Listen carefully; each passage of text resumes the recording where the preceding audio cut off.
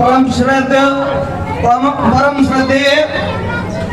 परम पूज्य आदरणीय अपने मध्य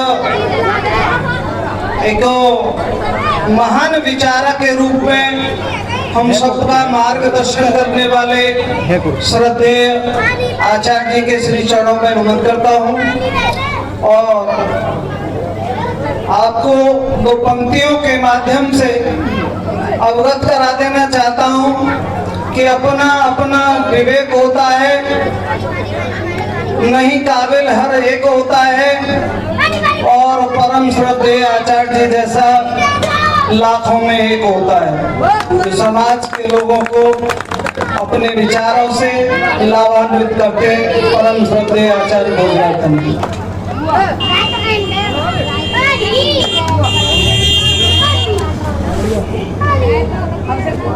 आज जिनकी पुण्यतिथि, जिनका जन्मदिन मना रहे हैं, ऐसी पुण्य श्लोका धनगर कुलभूषण लोकमाता अहिल्याबाई के चरणों में नमन करते हुए सभी ऐसे महापुरुष जिन्होंने समाज में परिवर्तन किया उनके चरणों में नमन करते हुए आज की इस कार्यक्रम की जो आयोग मंडली है, जो व्यवस्थापक मंडली है, मैं उनको बार बार वंदन अभिनंदन करते हुए, क्योंकि मुझे जब से मैं यहाँ आया हूँ मुझे ऐसा लगा कि उन्होंने सपूतों की भांत अपने पुरखों के नक्शे कदम पर कार्य कर रहे हैं। जैसा कि आप अवगत हैं कि एक समय जब यहाँ का जो धर्म था उस धर्म पर प्रहार हुआ, उसको विखंडित करने का प्रयास किया गया, उस संस्कृति को तोड़ा मरोड़ा गया। इसके लिए पुण्य श्लोका लोकमाता अहिल्याबाई ने अपने खजाने का द्वार खोल दिया। उन्होंने जगह जगह पर जहाँ तीर्थ स्थल थे वहाँ पर घाट, बावड़ी, मंदिर ये सारे बनवाए, कुछों का पुनरुद्धार करवाया। तो ऐसे उनके नक्शे कदम पर चलने वाली आज इस आयोग मंडली को मैं नमन करते हुए धन्यवाद दूंगा कि उन्होंने अपने पूर्वज की बात को, जैसा कि उन्होंने दान किया, जैसा कि उन्होंने लोगों की सहायता की, ऐसा ही उन्होंने आज अपने गांव में बता दिया कि हम ऐसी लोक माता का जन्मदिन मना रहे हैं, आइए हमारी खुशी में आप भी सम्मिलित होइए। और मैं गांव के उन सभी श्रद्धांत लोगों का भी आभार प्रदर्शित करूंगा कि उन्होंने शहर इस भंडारे में प्रतिभाग किया। साथियों, ये तो बात हो गई इन सपूतों की, लेकिन मेरा एक निवेदन इनसे रहेगा, क्योंकि आज इस प्रकार के एंड्रॉयड फ़ोन जिनमें नेट पड़ा हुआ है, अब किताब पढ़ने की ज़रूरत नहीं है।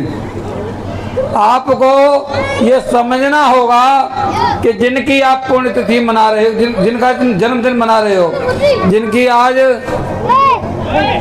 301वां जन्मदिन है, उनके जन्मदिन पर आपको ये भी जानना होगा कि जब उन्होंने इतने पुण्य के कार्य किए, इतने अच्छे कार्य किए, तो वो कौन से कुल में पैदा हुई।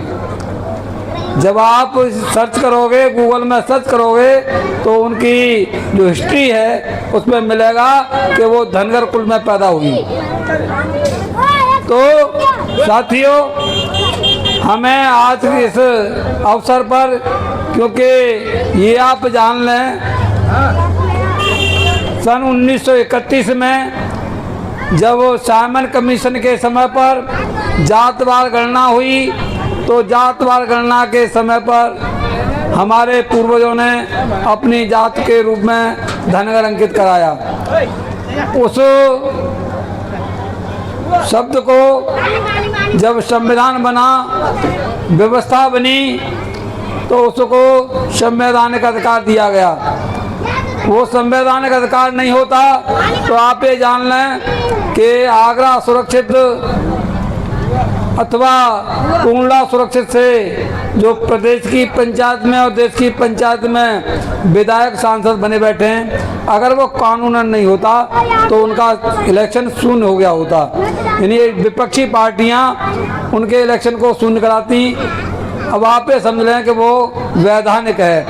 उस वैधानिकता को आपको भी पुष्ट करना होगा, आपको भी सिद्ध करना होगा। जब यहाँ जातवार गणना हो तो आपको, अगर आप इनके कुल के हो, इनको श्रद्धा से मानते हो, तो जैसा कि मैंने बताया कि जब इनके बारे में सर्च करोगे तो बताया जाएगा कि धनगर समाज से थी, धनगर जात से थी।